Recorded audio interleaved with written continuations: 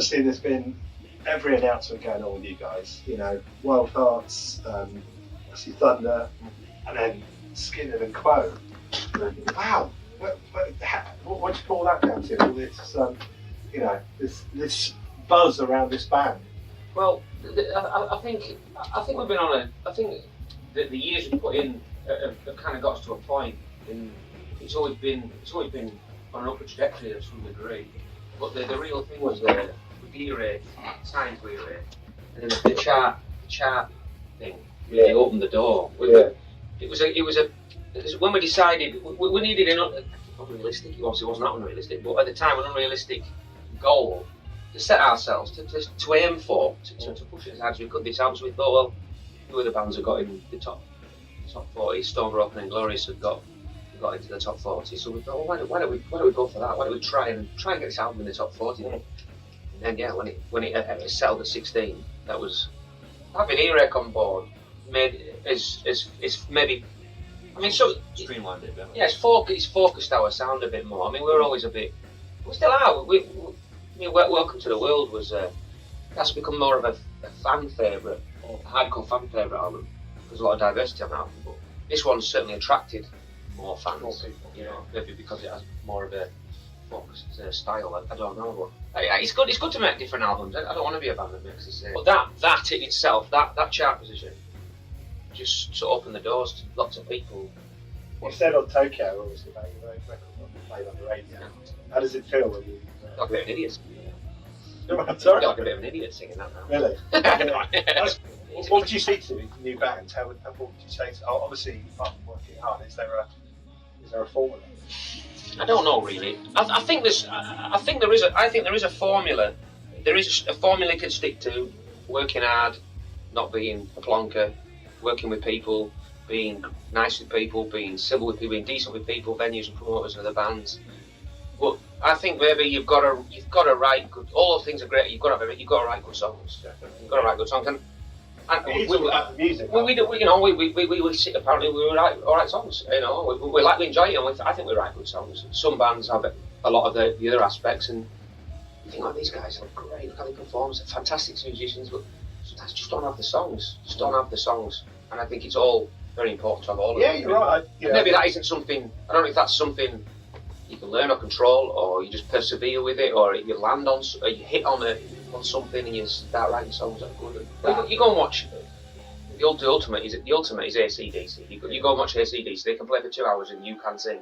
Yeah. See every song. You can go, wow, they played that. Wow, they're playing this. Wow, they're playing every single song. It's just a fan favourite, isn't it? That's the goal, isn't it?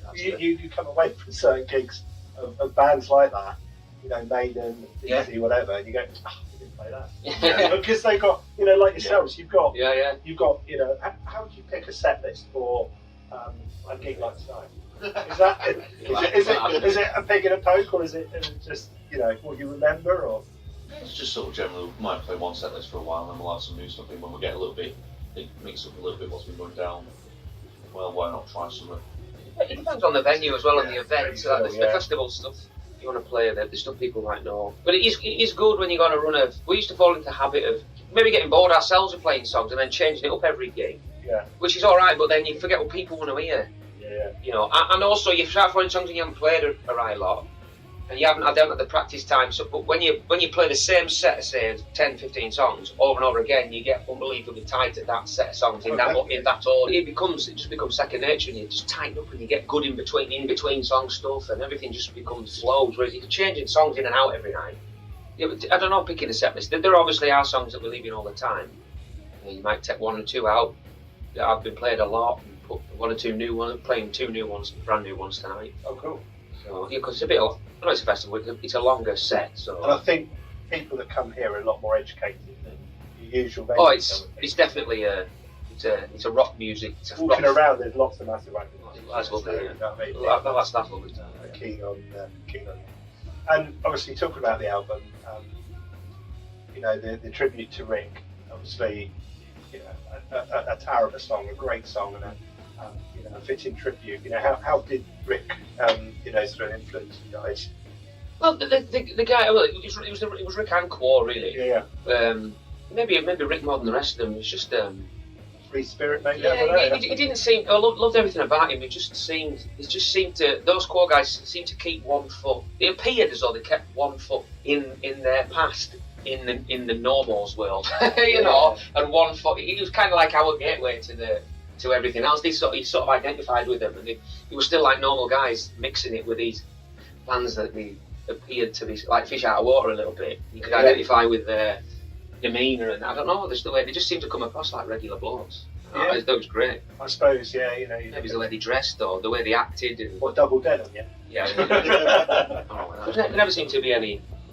There's no airs or graces with them, or they went up their own backsides. Certainly didn't seem. Or one of our favourite tracks is Really Believe It. Right. Which Tell us a little bit about it, because it's a bit of a strange song. Yeah. Well, it's a song. Well, I said before, I don't really know where the phrase balloon head comes from. It's a phrase we use amongst ourselves. It's a northern phrase. I don't know really. I think it's a military phrase. I was talking to somebody, a mate of mine who's in the army, and he said they use it. It's somebody with an head full of nothing, really, like a balloon head, a head full of hot air. Airhead, maybe. Airhead, yeah. And the song is about. The song is about tolerance for other people, and I got the idea from being on Facebook, not on Facebook anymore. And at the time there was a lot of sort of EDL marches and a lot of these sort of, they get a lot of press at the time. And I thought, these guys, you know, I thought I'll write a song about angry people. Just the angry people. I know a lot of angry. We all know one. Angry people, you know, they're bigoted and they're angry and they have no time for the people. And you have them in your group, and sometimes they're slagging off, you know, the culture or other races, and you say, oh, yeah, you say, why are you to do that? They're just like, they've got issues, people with issues and stuff. I just thought it would make a great topic for a song, you know. It's a great song, yeah. You know, I just thought. I think it's one of those songs where you can, you know, I'm sitting there trying to work out what it's about, and it's great because it could, you know, like a lot of songs could mean anything. I always liked when I first ever started writing lyrics. I always liked that. I always liked to think that people would one day sit and listen to lyrics and try and figure out what it was for themselves, or come up with it. Some people have said that does that mean that, and I get this from that song. I love that.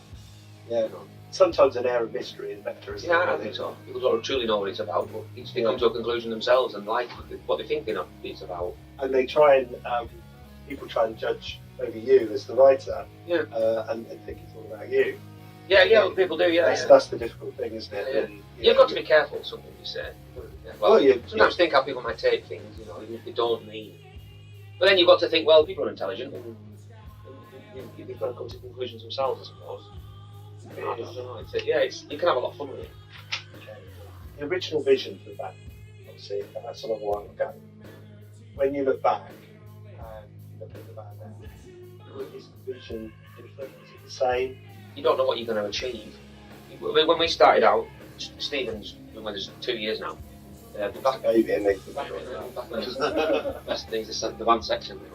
When we started, it was all about playing in the local rock pub really, and just playing some covers. And we decided to start writing our own stuff. And I don't know, none of us that had been in the band before had ever been. It wasn't premeditated. It was just not one person in the band had been in another band before. Okay. A lot of bands come together and they seem to have quick success, but chances are they've come from other disbanded outfits that have already know the path to where they want to go. You know, they can contact this guy, contact that guy. We had to learn all that. We didn't know. I said before, we didn't know what a promoter was or how you get about getting gigs or anything. So we've learned all that basics all together. And I think it stood us in good stead. You've got to assume that people just won't make effort. You've got to make it as easy for people as possible. There's so much out there, isn't there? Oh yeah, you're right. You know what I mean? There is so much out there. You're right. You've got to try. It's got to have something to stand out, and you know, whether it's the name of the band or someone's got to make you want to listen to that. Yeah. We were talking about it before actually on the way here. We were on about people picking up your music, and I said you've got to be able to convince people that they should listen to it. You know, before they've even listened to it, because through how you look or your band name or through a buzz at the live gigs, you know, you have to convince people that you're worthy of their 2 minutes to put your CD on and have a listen. Yeah. I say people just don't, unless they have a reason to, they don't listen to new music. No. It's very hard to get. It's too easy to listen to AC/DC or it's too easy to listen to Guns N' Roses, who are amazing and all that. It's got a lot easier for new bands with sort of like movements on sort of like new wave of classic rock stuff like that. It's got like over 10,000 Facebook members now. Yeah. You know, all new bands that slowly start to come through, they're sort of put into that, and that's kind of combating those bands that sort of like, oh, nobody sounds like AC/DC anymore. And then they'll complain about the bands that new bands that sound like AC/DC. Well, it's we never. I've always said as well. I don't think supporting bands on tour. It's not the. If you don't get it, it's not the be all and end all. I mean, we never did. In fact, I would say we did the Ginger Wildheart solo tour. Yeah. A couple of years ago, and we didn't do all the dates of that either. We did about 5 or 6 dates out of 8 dates, I think. And that's the first tour we've ever done. And we've been going 8 years. And I think people's misconception, because you having to jump on a tour, you know, like Germany, like, you know, it costs so much money, doesn't it? You've got to get on it first. You've got to get on it, but then you've got to fund it, hotels, you know, and everything like that, and you can't always bring that money, can you? That's it, no. You know, you can sell t-shirts. I think there has to be. For years we thought, these bands are coming up with it, they're all getting on these tours, why are we not getting any tours? But I think the tours have to come at the right time. You know, it's all well and good getting played on the radio or getting tours, but if it's not the right time, if you've not got the music out or you haven't got the boards or anything, then it's a waste of time doing. You've got to be on some sort of momentum. Completely. Yeah. But we did the Dead Daisies one last year, so that was really the first proper tour we've ever done in nearly 10 years. So, you know, we're doing alright. We've not done hardly any tours. So. No, you look at the arena and I just have to. You can have to ask me after a gig. That must just blow. You know, it's just, he's gone you go in there and do a sound check. Probably every favourite band of yours has played there, and you know, to think you get in there. Well, we managed to play with the Wild Arts a few times. Yeah. We played the Ritz at Manchester a while ago, and that was a big one because it's local to us. We did see loads of big bands there. Yeah. And to play there was amazing. And Rock City, we played there a few times. Oh yeah, great. It's amazing as well. They're getting on with the Wild Arts. They're my favourite size venues, like the Rock Cities and the Ritzes. I think again, Wembley can get a bit lost if anything. You know what I mean? Yeah. You know, the Motley Crue gigs and the Def Leppards. You know, they've got all the gear, haven't they? And, you know what I mean? Yeah, they fill the stage, don't they? With and then you have a band like Don Broco that play Wembley Arena, which is, you know, they were playing, you know, sort of little venues. You know what I mean? To see them progress to there. It's nice to see home-grown bands. Yeah, it is. Yeah, it makes you think maybe there is a movement. No, maybe it is. I think there may be. I really do. I think it's popular as it since it sort of fell off the radar a bit. Rock music, there's certainly come back. There's certainly a lot more of us than there was in the last 5 or 6 years. I think it's come across cool again because it was like underground movement again. It's like cool to like it again. I think it's just like starting to emerge again. It's like almost like that rebellious kind of feeling again. But it's only just like the norm to kind of like it again. It's got to be that unkill stage, or it is cool. There's almost another wave, isn't there? You know, like you had the new wave of heavy metal, you know, back in the 90s. There's that much available everywhere. You can like this, that, and everything. There's no clicks to what you do like this, but you can't like that. It's sort of like just general everything. We're big fans in our band. I think there's probably stood us in good stead. We're big fans of it. We're big country fans. It seems. Yeah, I can listen to anything. It's good. It's got a hook. It's a good groove. What are your favourite bands at the moment? Well, that's not an easiest question, but what's new or old? Or well, those Damn Crows are we played with those guys quite a lot. They sang Chinery as well. They've been on the Stone Broken tour. Yeah, that's it. I think they remind me of they're like a lot of bands came out after Blackstone Cherry sort of broke in this country. There's a lot of Blackstone Cherry style bands. Yeah, that's southern. That drop tune southern stuff, but there was none of them that ever really made it. I mean, they lived up to that sort of same. But I think those Damn Crows really sound like an early Blackstone Cherry. They've just got the songs, got the melody. It's not just heavy stuff. They're great band. I think like with Stone Broken, they sound too much like Nickelback. I don't want to say it, but it's true. They do get a lot. We're talking to them at the Hard Rock Hell Awards a few years ago, and they said that they get a lot of stick. Right, but they're a lot cooler than. Well, you know, I mean, whatever. I mean, to be honest, I've never seen them. Never seen Stone Broken. I mean, it's hard when you don't get to see bands. Yeah. Right. All the time I spend gigging, I don't want to see any bands. I want to go home. I suppose. Yeah. So you don't really get to see bands, but yeah, he does sound like him, but he has got an incredible voice, like. Yeah. They do sound like that style. You're right, but his voice is incredible. Like, I've seen a video of him on this tour in an acoustic. Yeah, they've done all the record shops and stuff. Yeah. No, we did that. He did that last year. It was brilliant. I was dreading it. Like, it turned out to be really good. It's because we don't do acoustic stuff. No, I can't remember. I get the cajon out. Oh, right. Yeah, right. Acoustic guitar. Yeah, but no, I suppose a lot of bands do that. Well, we like it though. I like doing it. It's a challenge. It's good. You kind of, you're out your comfort zone a bit. Which is kind of good. I remember Thunder did it a long time ago. Thunder did it. Yeah. I'm not sure if it's quite some you do rip apart songs, don't you? To do it, but in some cases that's how they're originally written. Yeah. Do you write on an acoustic guitar? Do you know? I'm not sure we've ever really written anything on acoustic guitar. I mean, I don't know if it's how we write it really. Adam might come to me with riffs on acoustic. He's written on acoustic, but yeah, we certainly never write songs as a whole on acoustic. No, maybe jamming. Adam just writes whatever's in the room.